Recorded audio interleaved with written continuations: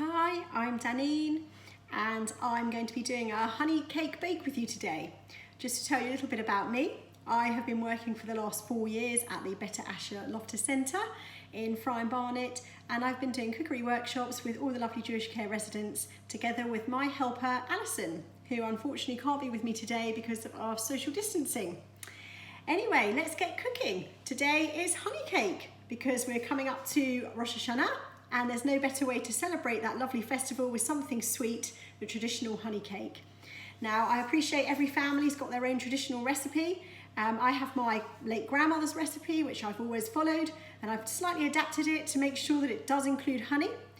Some people like to make honey cakes with golden syrup, but I feel that's a little bit of a fraud to just use golden syrup. So today I'm going to be showing you a honey cake recipe that is made just with honey. It does have sugar as well, so do watch out for extra toothbrushing, and obviously not so great if you're diabetic. Okay, so what you're going to need is a nice big mixing bowl, 200 grams of plain flour, 150 grams of caster sugar, 1 teaspoon of ground cinnamon, 1 teaspoon of mixed spice. What's wonderful about using these flavours is the smell. And that's something we always do when we're working with residents at the Better Asher Loftus Centre, is we smell the ingredients, sharing them round, having a smell, and evokes lots of lovely, wonderful feelings and memories. So to begin with, in your large mixing bowl, you need to tip your flour, the sugar, and the 2 spices, the cinnamon and the mixed spice, into your bowl. Just going to give that a little stir and make a well in the middle. When it says make a well, it's quite tricky to actually make that space in the centre because the flour does roll back, but do the best that you can. Once you've got your well, you're then going to get your next lot of ingredients ready, and here we've got 250 grams of runny honey. So I'm going to tip that into the well.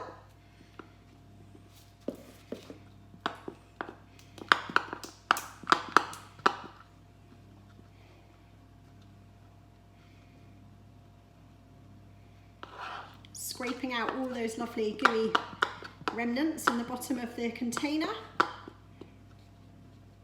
Some people ask whether you should heat the honey up first, and I don't do that. I just squeeze it straight out of the squeezy tub that the honey comes in. Then we're going to add 100 mils of oil into our bowl on top of the honey.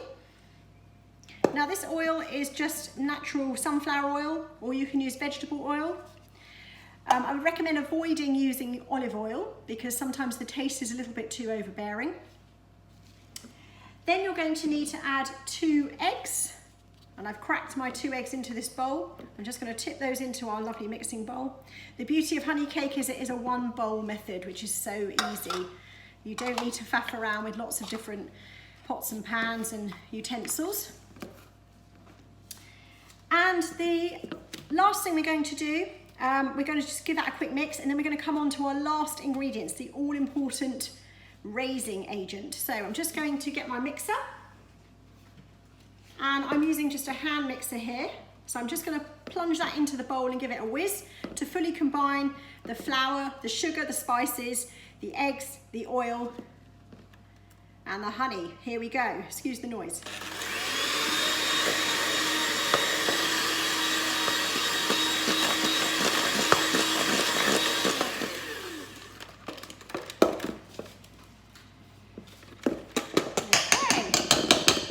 Give that a tap.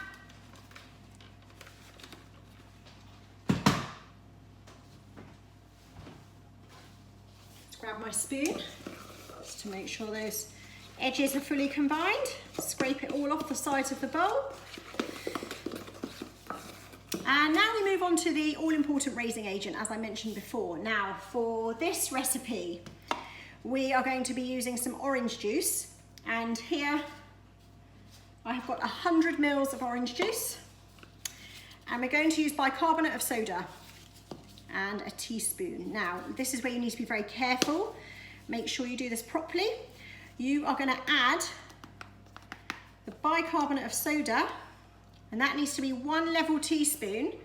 So that is level. If you're not sure about making it level, you can always take a knife, and I'll just show you how to do this. Use a clean knife and use the flat side of the knife. If you've got a heaped spoon, use the knife just to scrape off the top back into your container, and then that makes it nice and level for you. Now we're going to tip that straight into the orange juice. And the idea is that will effervesce straight away. I'm going to give that a mix. You can see some bubbles coming in there as the baking soda immediately activates. So baking soda is an alkali and it needs an acid. And it creates carbon dioxide, which gives rise to your cake. However, one of the byproducts of this chemical reaction is sodium carbonate, which doesn't have a good taste. It leaves it a little bit of a metallic taste, so hence you need the orange juice to neutralise that taste. Now we've got some nice bubbles in there. So we're going to just tip that into our mixture.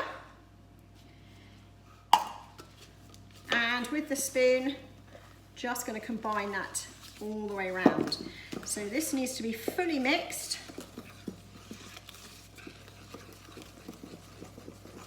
Now some people like to use coffee, black coffee, instead of orange juice, and that's absolutely fine. You would use exactly the same method and just substitute the orange juice for coffee.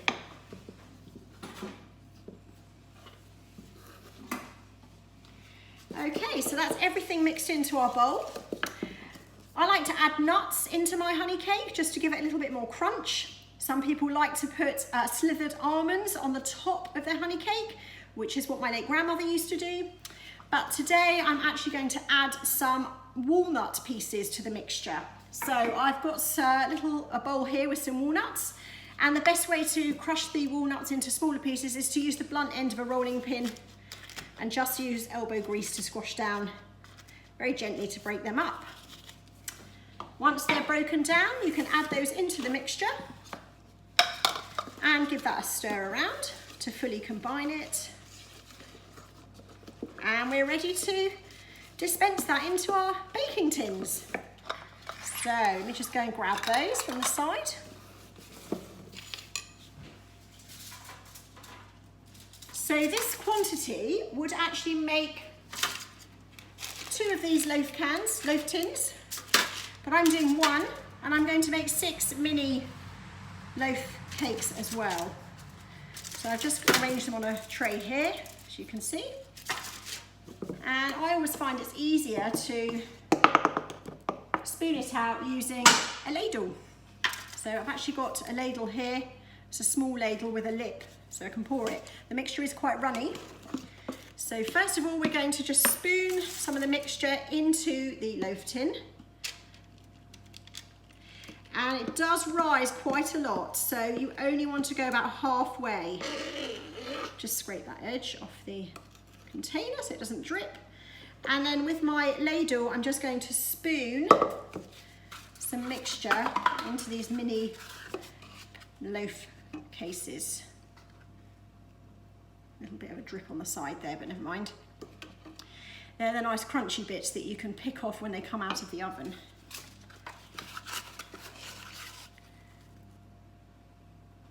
Now what's wonderful about honey cake with these spices is that you can actually smell the honey cake in its raw state, and that's what I love about baking, is I love all the different smells and the textures, and for me it just evokes such fond memories, which is really great, especially when we're working with people who are living with dementia, who really love smelling beautiful smells that bring back lots of positive memories in their life. Just a little bit more mixture there. I'm just going to add a little bit more to my larger loaf tin. There's a bit more room for rising in that tin. So I've just used all of this up, just top these up a little bit. These mini ones only need filling about a third of the way. There we go. And I can hear my oven bleeping behind me. That's some that I made earlier. I should just go and stop that in a moment. And there we go. They're all ready now to go into the oven. So,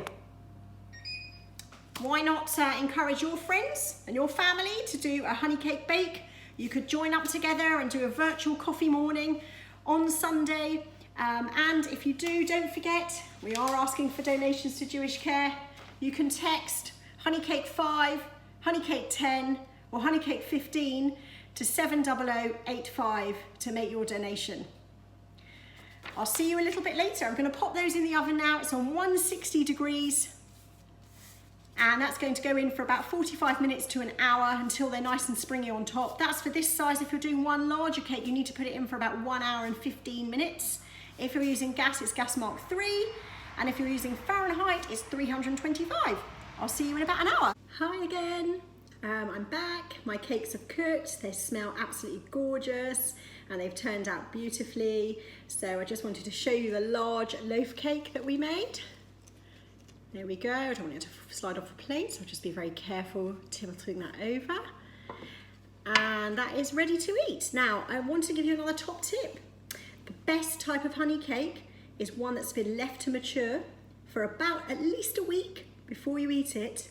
So once you've cooked it, wrap it very, very securely in silver foil and leave it for at least a week before you cut into it, if you can resist the temptation to try some beforehand. So the longer you leave it to absorb in the paper and to rest, the better it will taste. Anyway, that leaves me to wish you all Shana Tova. Have a very sweet and healthy and happy new year, and enjoy Rosh Hashanah with your family and your friends.